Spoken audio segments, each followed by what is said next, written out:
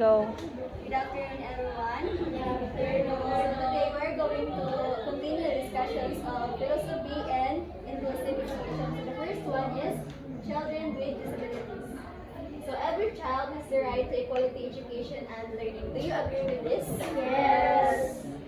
Yes, because all of children have a rights in education, even though they are in we have disabilities. So, yet children with disabilities are often overlooked in policy making, limiting their access to education and their ability to participate in social, economic, and political life. So, in a worldwide, these children are among the most likely to be out of school. So, as we observe in our generation right now, pag yung bata is mayroong disabilities, so di ba sa school is mabubuli siya. So this is one of the factor nga nung dili siya makaparticipate in social, economic, and political life. So before that, I have here a activity. So this activity called Paint Me a Picture. Everyone please read the instructions. The class will be divided into 4 groups. All groups will be given the same word or phrase.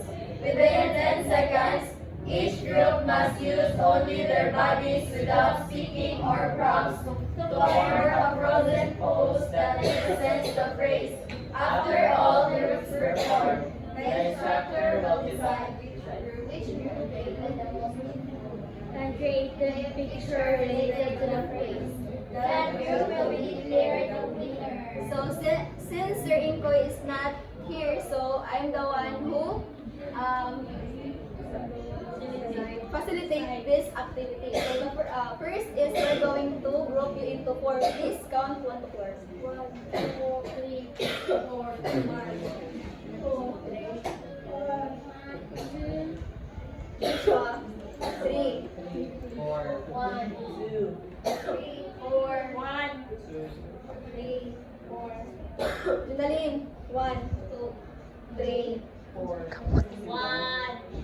So, diri ang group 1, group 2, group 3, group 4. Tapos ang bangko is pakilid tanan.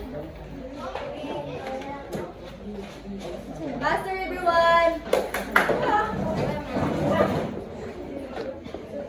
3, 4. So, the first picture is you only have 10 seconds to do the picture. A classroom where every child, regardless of ability, feels welcome. Your time starts now. 10, 9,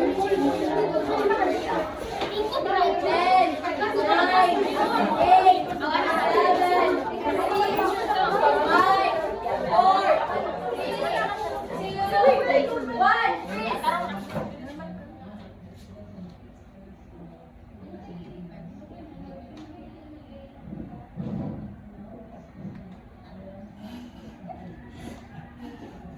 Okay, every group have a 10 points.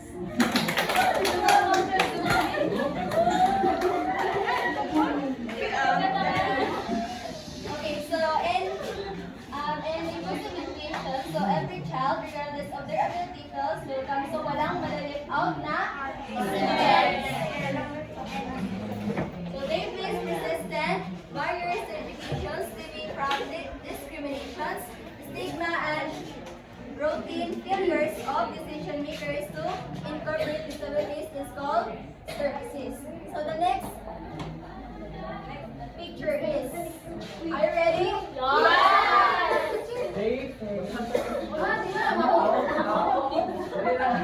The next picture is a child facing barriers because of disabilities. Time starts now. 10, 9, 8,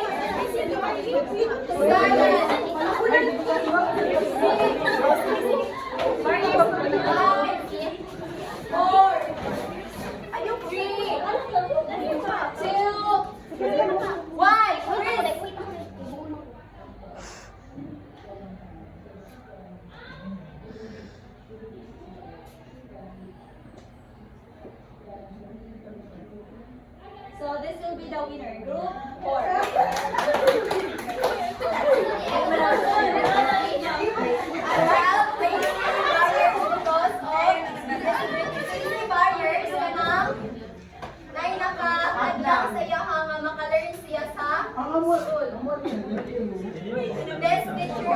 forward. Don't worry, kailangan ko 5 boys able to commit it. Kaya ako ka na.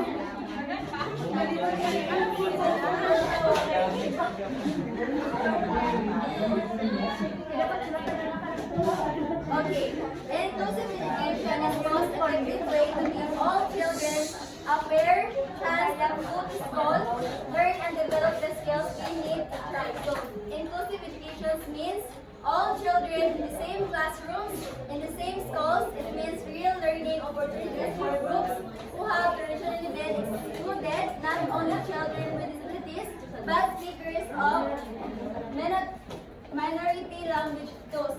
So, through the inclusive education, so, may kapansanan man ang bata o wala, they have the same opportunity na maka-learn. So, inclusive education systems value the unique contribution of students of all backgrounds bring to the school and allow diverse groups to grow side by side to the benefit of all. So, inclusive education allows students from all backgrounds to learn and grow side by side without competition. So, but this progress is commonly slowly because inclusive system required changes all levels of the society. First is the school level. So teachers must be trained, buildings must be reformed, and students must receive accessible learning materials. So ang pag-implement ani inclusive education is dili siya sayon nga or dali siya nga implement kay daghan pa siya process. So the first one is the school level, which is the teacher kinahanglan pa siya og i-train para unsaon niya pag-handle ang students na naay disabilities. Next is community level. Stigma and discrimination must be tackled, and individuals need to be educated on the benefits of inclusive education. So, para sa masabtan sa community or sa environment nga dili lang dapat ang inclusive education is para lang sa school, which is pwede po siya sa environment. So, kinahanglan gyapon siya ipasabot sa environment. So, the last one is the national level or the government. The government must align laws and policies with the conventions on the rights of persons with disabilities and regularly collected and analyzed data to ensure children are reached with effective services. So now, let's proceed to the next activity. Okay, paint me a picture, visualize an inclusive classroom where children with and without disabilities learn together. Time starts now. 10, 9, 8,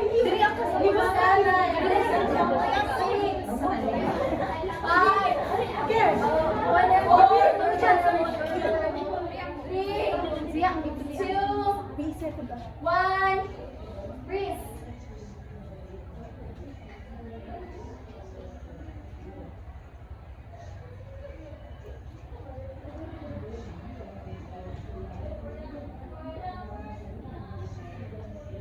So we have 2 winners. The group 1, group and 4.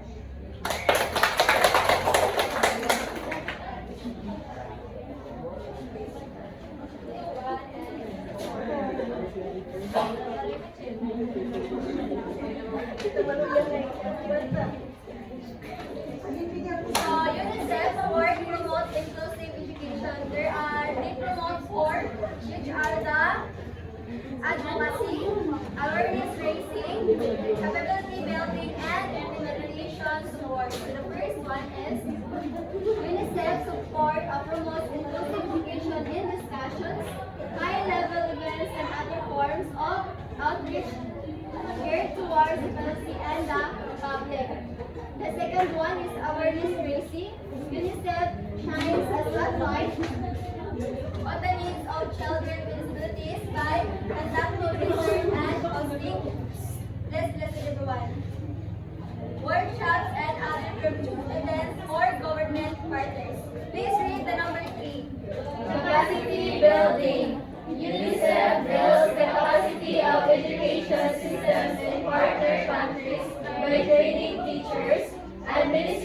neighbors and communities, and providing technical assistance to governments.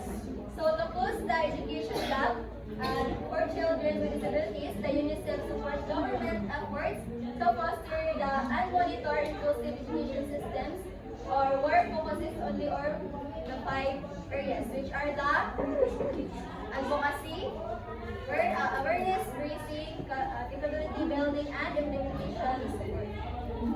So the next paint me a picture is a picture that UNICEF supporting schools and communities. So there are 4. The advocacy, awareness raising, capability building, and implementation. Bawal ang props. Your time starts now.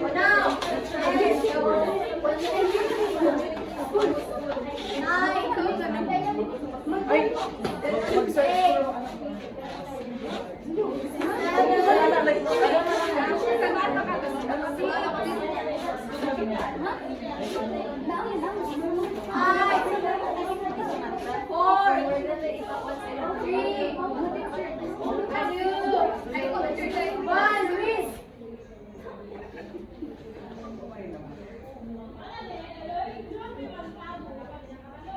So for this page, the picture we have 2 winners, the group 2 and group 3.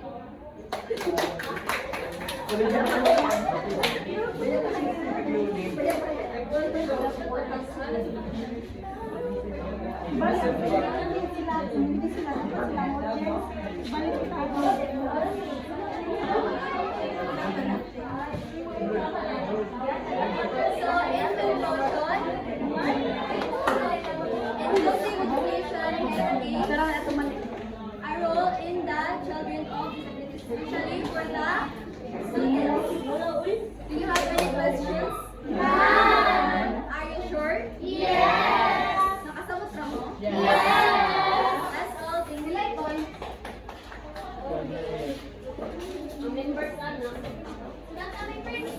Group 1, we have 25 points.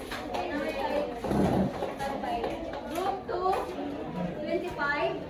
Group 3, 25. Group 4, 35. 30 na lagi.